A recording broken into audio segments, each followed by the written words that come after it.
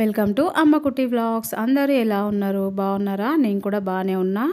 ఈరోజైతే నేను మీతో ఉగాది పండుగ రోజు వ్లాగ్ అయితే షేర్ చేసుకుంటున్నా. నేను పొద్దున 4:30కి అయితే లేచి పనులన్నీ కంప్లీట్ చేసుకున్నానండి. పంపు వచ్చేస్తుంది కదా, వాటర్ పట్టేసుకున్నా. ఇంకా పనులన్నీ కంప్లీట్ అయ్యేసరికల్లా 7 అయిపోయింది.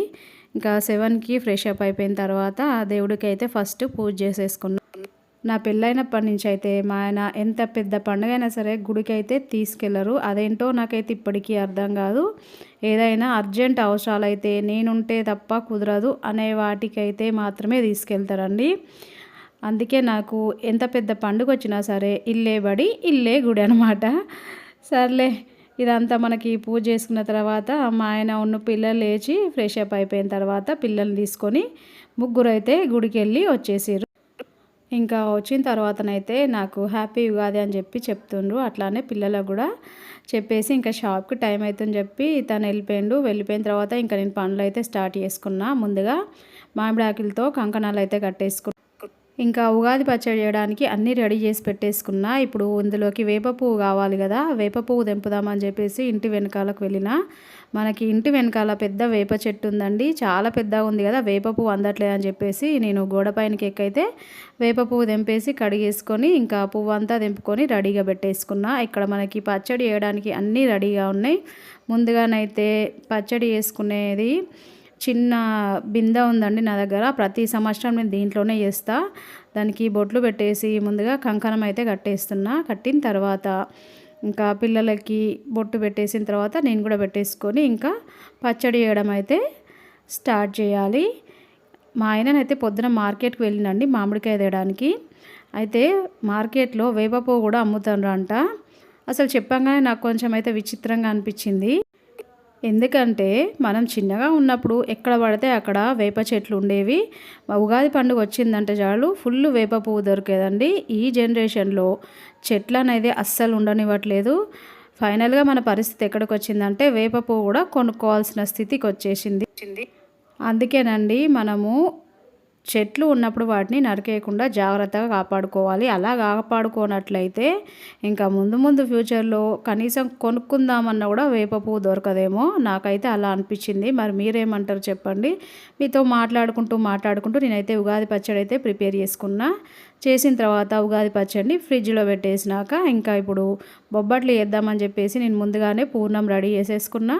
పిండి కూడా తడిపేసుకున్నా.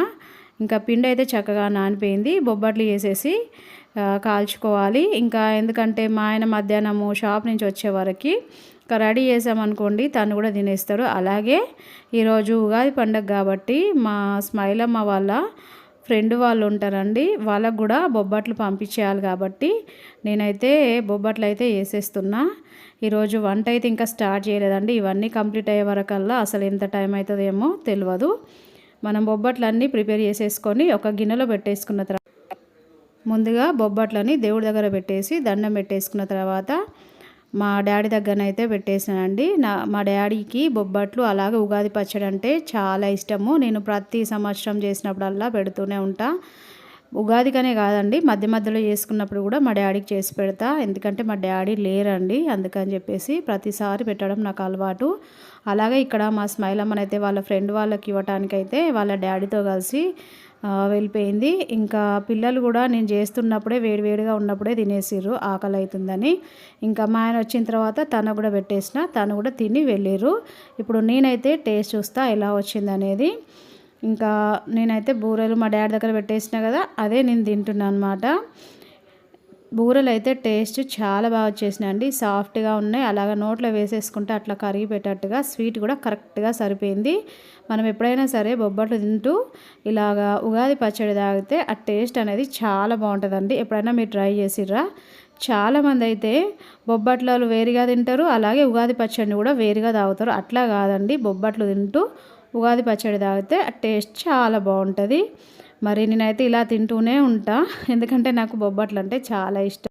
మరి మీరు ఈ ఉగాది పండుగని మీ ఫ్యామిలీతో కలిసి ఎలా జరుపుకున్నారో నాకు కూడా కామెంట్ సెక్షన్లో తెలియజేయండి. అలాగే ఫస్ట్ టైం చూసేవాళ్ళు మన అమ్మకుట్టి ఛానల్ని సబ్స్క్రైబ్ చేసుకోండి, నాకు సపోర్ట్ చేయండి. మీ ఫ్రెండ్స్కి రిలేటివ్స్కి మన ఛానల్ని షేర్ చేయండి. ఓకేనా? నెక్స్ట్ వ్లాగ్తో మళ్ళీ కలుద్దాం. బాయ్.